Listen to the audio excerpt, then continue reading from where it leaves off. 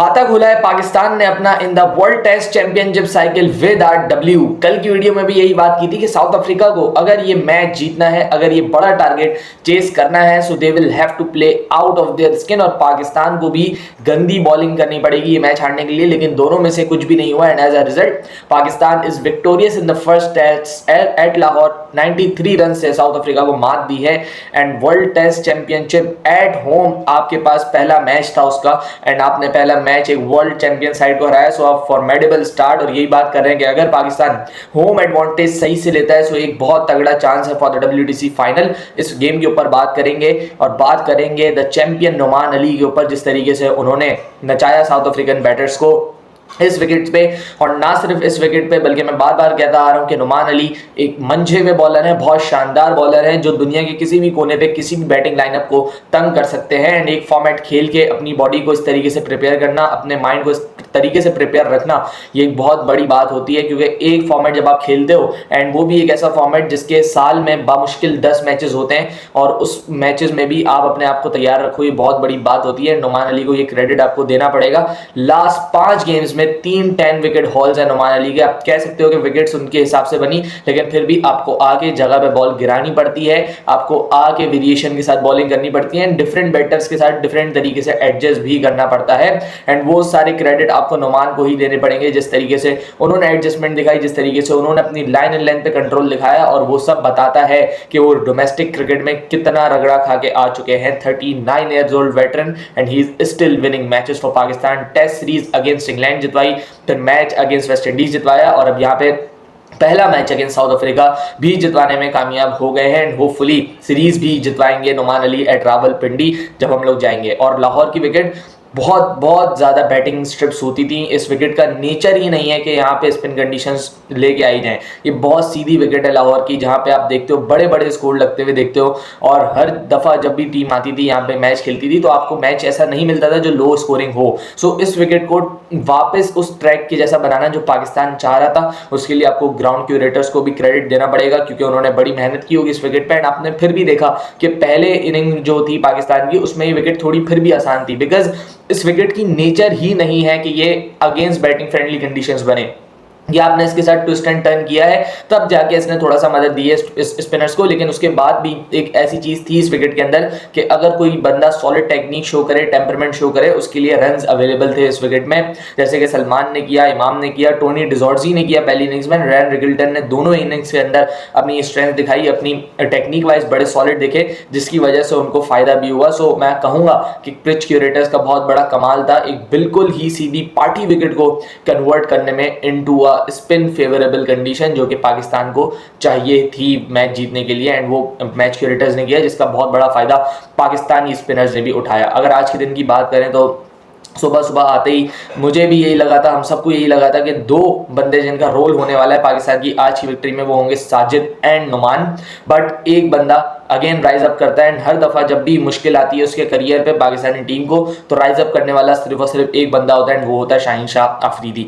आज के दिन रिवर्स स्विंग बहुत ज्यादा मिल रहा था, हसन अली ने भी शॉर्ट बर्स्ट में रिवर्स स्विंग हमने देखा उनके स्पेल्स में था। Then Shaheen Shah Afridi with his tail up, with his pace up, actually उन्होंने जो बॉलिंग की है वो कमाल बॉलिंग थी। डिजॉर्जी को आउट किया, वरेना को आउट किया, उसके बाद 2 जो टेल एंडर खाए, it was pure reverse swing that worked for him. और वो रिवर्स स्विंग जब एट पेस होती है देन वो बहुत ज्यादा मुश्किल हो जाती है। 90s की याद ताजा की शाहीन शाह अफरीदी ने, ये कहने थे आमिर सोहेल के, जिस तरीके से वो स्विंग हो रही थी एंड डंडे उड़े थे। कगिसो रबाडा का स्पेशली जो लास्ट वाला था बहुत बड़ा इन स्विंग इन पर हुआ था विद द रिवर्स स्विंग। सो ये बहुत जबरदस्त साइन है पाकिस्तान के लिए। सो एटलीस्ट आपके पास फास्ट बॉलिंग का रोल भी एलिमिनेट नहीं हो रहा है जिसके लिए फॉर्मर प्लेयर्स रो रहे थे। आज उन्हें देखा कि वो रोल भी मौजूद है पाकिस्तानियों का, वो रोल भी मौजूद है आपके फास्ट बॉलर्स का अभी भी। एंड अगर वो ढंग से बॉलिंग करेंगे, अगर वो अच्छी बॉलिंग करेंगे सो इन विकेट्स पे भी वो पाकिस्तान को मैचेस जितवा सकते हैं। एंड आपके जो फास्ट बॉलर्स हैं उन्होंने जिंदगी भर ऐसी विकेट्स पे ही मैचेस जितवाए, या तो बहुत ही ज्यादा बैटिंग फ्रेंडली कंडीशंस पे या तो फिर ऐसी कंडीशन में। पाकिस्तान पे मैंने तो कभी नहीं देखा कि फास्ट बॉलिंग ट्रैक्स बने में, हमेशा से रिवर्स स्विंग एक एलिमेंट रहा है एंड रिवर्स स्विंग करते हुए 90s के जो लड़के थे आपके, उन्होंने आपको मैचेस जिताए, वसीम अकरम हो गए या वकार यूनुस हो गए, ये लोग क्या करते थे, ये लोग पुराना होने का वेट करते थे बॉल को, एंड देन फिर दे वर अनप्लेबल। यही करना है आजकल के पाकिस्तानी बॉलर्स ने भी, जब इनको दिखे कि अब रिवर्स स्विंग स्टार्ट हो गया, देन उसके बाद दुनिया की बड़ी से बड़ी बैटिंग लाइनअप भी क्यों ना हो सामने, उसको खा पी जाना चाहिए। ऐसी ही फास्ट बॉलिंग होनी चाहिए आपकी। एंड आपको पता है कि रोल है यहाँ पे, बिकॉज आपने कंडीशंस ही ड्राई बनाई है, स्क्वायर ड्राई है यहाँ पे, सो डेफिनेटली रिवर्स स्विंग का एलिमेंट जरूर आता है। जब भी ड्राई कंडीशंस होती हैं तो बॉल बहुत जल्दी पुराना होता है, एंड फिर उसके बाद बॉल बनाने वाले होने चाहिए रिवर्स स्विंग के लिए। एंड आज जो था वो एक्सेप्शनल रिवर्स स्विंग हो रहा था शाहीन शाह अफरीदी का स्पेशली, एंड जिस तरीके से उसने अपना पेस अप किया, एशिया कप में भी हमने देखा 145 रेगुलरली कर रहा था, उसके बाद आज भी हमने देखा 145 140 रेगुलर बॉलिंग थी, कोई स्लो बॉल नहीं थी, कोई जान छुड़ाने वाली बात नहीं थी। शाहीन शाह अफरीदी जान ले रहा था, जान निकाल रहा था, लेकिन छुड़ा नहीं रहा था। सो ये आपको चाहिए 4 विकेट्स लेना, और इन कंडीशन में जहाँ पे अगेंस्ट टीम का कोई बॉलर नहीं ले पा रहा है या आपकी टीम का भी इवन फास्ट बॉलर नहीं ले पा रहा है, वो एक बहुत बड़ी बात होती है, एंड एक कॉन्फिडेंस बूस्टर होगा शाहीन के लिए कि मेरा भी इस विक्ट्री में कोई ना कोई रोल है। एंड अंडरस्टैंडिंग भी बहुत ज़्यादा डेवलप करनी पड़ेगी फास्ट बॉलर्स को moving forward in these condition, because आपको पता है कि आपको इतने ज़्यादा ओवर्स नहीं मिलने वाले, शायद 2 ओवर्स आप करके साइड हो जाओ। सो उस चीज़ को अंडरस्टैंड करना कि यार हाँ, जहाँ पे मेरी ज़रूरत होगी वहाँ पे कप्तान करवाएगा, लेकिन ज़रूरी नहीं है कि मैं अपने पूरे स्पेल्स करूँ, वो भी बहुत ज़्यादा इंपॉर्टेंट है। हसन अली, शाहीन शाह अफरीदी ने दोनों ने ये बात समझी होगी, एंड यही आपकी टीम स्ट्रेंथ भी बढ़ाएगी, टीम यूनिटी भी बढ़ाएगी। देन वापस आऊँ मैं तो नोमान अली 4 विकेट्स आज लिए, उन्होंने 10 विकेट्स पूरी की, मैन ऑफ द मैच बने आज के मैच के, एंड शानदार बॉलिंग आज के दिन भी। ब्रेविस को जो बोल्ड मारा, मैं कहता हूँ wonderful ball of the match था वो। मतलब आपका बॉल लेग स्टंप पे पड़ता है, ऑफ स्टंप हिट करता है, nothing better side for a left arm spinner, और क्या ज़बरदस्त बॉल था। और उस विकेट का क्रेडिट मैं थोड़ा सा शान मसूद को भी देना चाहूँगा, क्योंकि Brevis was taking a liking to Noman Ali, क्योंकि वो छोड़ के करते हैं, ब्रेविस रुक नहीं रहा था, ब्रेविस मार रहा था नोमान अली को। पहले भी हमने देखा 3-4 छक्के भी लगाए थे नोमान अली को, बट शान मसूद ने उनके साथ कंटिन्यू किया, जिसकी वजह से वो एक्चुअली उसे प्लान में फंसाने में कामयाब हो गए। अगर शान शायद हटा लेता तो शायद ब्रेविस लंबा जाता, एंड अगर ब्रेविस लंबा जाता तो शायद साउथ अफ्रीका के चांसेस बढ़ जाते मैच में, बिकॉज वो वाली जो पार्टनरशिप थी दैट वाज रियली थ्रेटनिंग। दोनों प्लेयर्स बड़ा अच्छा खेल रहे थे। रिकल्टन अपनी जो उसकी टेक्निक है वो उससे बाहर नहीं आ रहा था, वो बहुत अच्छा सॉलिड टेम्परामेंट दिखा रहा था, and Brevis was going wild, he was swinging the bat and he was gaining runs, और जिस तरीके से वो रन्स निकाल रहा था वैसे रन्स शायद किसी ने भी नहीं निकाले थे अभी उस वक्त तक साउथ अफ्रीका रनिंग में। सो एक बहुत क्रूशल विकेट थी वो, एंड देन उसके बाद अगले ही ओवर में साजिद खान ने रिकल्टन को आउट कर दिया। That was a very good delivery as well, और आपको तारीफ और करनी पड़ेगी आपकी स्लिप कैचिंग की। सलमान अली आगा, बाबर आजम ने एक कैच लिया, वो बहुत शानदार थे, क्योंकि हर कैच आप देखो, कोई भी कैच टखनों से ऊपर की हाइट पे नहीं आया है। सो उस कैचेस के लिए तैयार रहना और वो कैचेस आप सक्सेसफुली करना, वो बहुत बड़ी बात थी। स्पेशली सलमान अली आगा 5-6 कैचेस इन स्लिप कॉर्डन लिए हैं उन्होंने, एंड वो पाकिस्तान के लिए टर्निंग पॉइंट साबित हुआ है, क्योंकि अगर पाकिस्तान कोई ना कोई कैच छोड़ता, जैसे पाकिस्तान की रिवायत है, तो शायद कहानी मुश्किल होती, कहानी डिफरेंट होती, लेकिन सारे के सारे कैचेस बड़े अच्छे लिए हैं। स्पेशली रिकल्टन का कैच, जहाँ पे एज अ स्लिप फील्डर आप ब्लाइंड हो जाते हो, क्योंकि बॉल जो पड़ा था वो लेग स्टंप पे पड़ा था।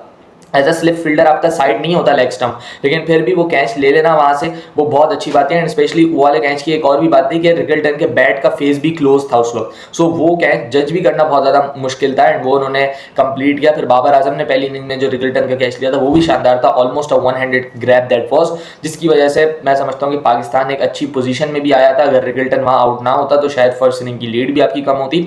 So over and all slip catching was fantastic for Pakistan, और ऐसी कंडीशन में स्लिप कैचेस आपको अच्छी रखनी पड़ेंगे। एंड स्पेशली जब आप देख रहे हो कि फास्ट बॉलर का भी बॉल हिल रहा है इधर उधर, तो उसमें भी चांसेस निकलेंगे, एंड फास्ट बॉलिंग पे ये स्लिप कैचेस और भी मुश्किल हो जाएंगे, क्योंकि ये ट्रैक है लो और यहाँ पे बाउंस ज्यादा होगा नहीं। सो फास्ट बॉलिंग पे देखते हैं किस तरीके से एडजस्ट करेगा पाकिस्तान। इस मैच में तो ज्यादा चांसेस मिले नहीं है फास्ट बॉलर्स की जानिब से, जो भी आउट किए शाहीन ने वो बोल्ड या LBW ही किए हैं, जैसे वरेना को उन्होंने किया, बॉल थोड़ा सा नीचे रहा। ऑब्वियसली चौथे दिन का विकेट था, एंड विकेट में वैसे ही पेस नहीं था, सो आप एक्सपेक्ट कर सकते हो कि बॉल नीचे रहेगा, and then with the reverse swing and pace he was lethal to play Shaheen Shah Afridi today. और जिस तरीके की पाकिस्तान ने बॉलिंग की आज, वो बहुत शानदार थी देखने के लिए, एंड कभी भी टेम्परामेंट लूज नहीं किया। नोमान अली की बात ही अलग है, डिफरेंट है, और अब अगले मैच की क्या स्ट्रेटजीज हो सकती हैं पाकिस्तान के लिए, वो भी देखना बहुत ज़्यादा ज़रूरी है। मैं कल तक ये सोच रहा था कि आप हसन अली को बिठा के अबरार को ले आएँ, एक स्पिन ऑप्शन मजीद बढ़ा लें, क्योंकि यहाँ पे सच रोल नहीं है हसन का, लेकिन आज जो मैंने रिवर्स स्विंग देखी है, मैं उसके बाद इस सेम लाइनअप के साथ प्रोसेस करना चाहूँगा, सेम लाइनअप के साथ जाना चाहूँगा। साजिद ने भी 5 आउट किए हैं मैच में, नुमान ने 10 आउट किए हैं, शाहीन ने तकरीबन 4 आउट किए हैं, या पहली इनिंग में 1-2 किए हों तो किए हों, वरना आप देखें अगर इस तरीके की रिवर्स स्विंगिंग कंडीशंस मिलती हैं सो आपको दोनों एंड से फास्ट बॉलर्स चाहिए होंगे, एंड मेरे ख्याल से ये एक अच्छा कॉम्बिनेशन बना हुआ है।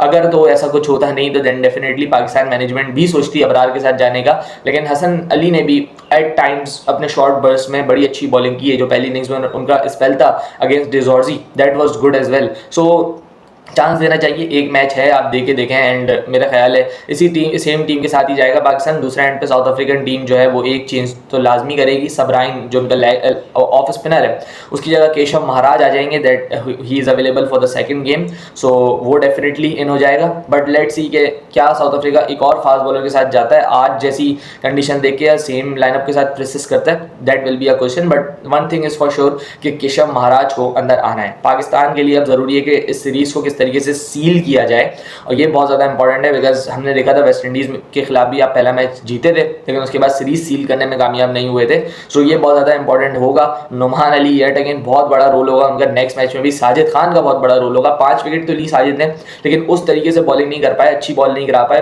बीमार थे थोड़े, उसकी वजह से भी एक इफेक्ट होता है। लेकिन अब जो है नेक्स्ट मैच एक सीरीज डिसाइडर भी होगा एंड रावलपिंडी पे भी होगा, सो वहाँ पे देखते हैं किस तरीके से एडजस्ट करता है पाकिस्तान। एंड पिच क्यूरेटर्स का येट अगेन बहुत बड़ा टेस्ट है क्योंकि वो विकेट भी कोई बैटिंग के लिए जन्नत से कम नहीं होती है, सो उसको भी टर्न करना इनटू अ पाकिस्तानी कंडीशन वो एक बहुत बड़ा सवाल होगा। बट लेट्स सी किस तरीके से करते हैं। इंग्लैंड जब आई थी तब भी रावलपिंडी में बड़ा शानदार काम करके उस विकेट को स्पिन फ्रेंडली बनाया गया था, सो हम यही उम्मीद करेंगे कि वापस से वैसे ही कंडीशंस बनाई जाए, साउथ अफ्रीका को एक दफ़ा फिर स्पिन वेब में फंसाया जाए टू विन द सीरीज। बहुत अच्छा मैच खेला पाकिस्तान ने, ओवरऑल टीम एफर्ट थी, बैटर्स ने भी जहाँ ज़रूरत थी वहाँ पे चिप इन किया, बॉलर्स ने शानदार खेल दिखाया। उसके बाद Numan and Sajid yet again your heroes, और इनको क्रेडिट देना बहुत ज़्यादा लाजमी है क्योंकि टेस्ट मैचेस के हीरोज़ शायद हम लोग भूल जाते हैं बहुत जल्दी, लेकिन हमें ऐसा करना नहीं चाहिए।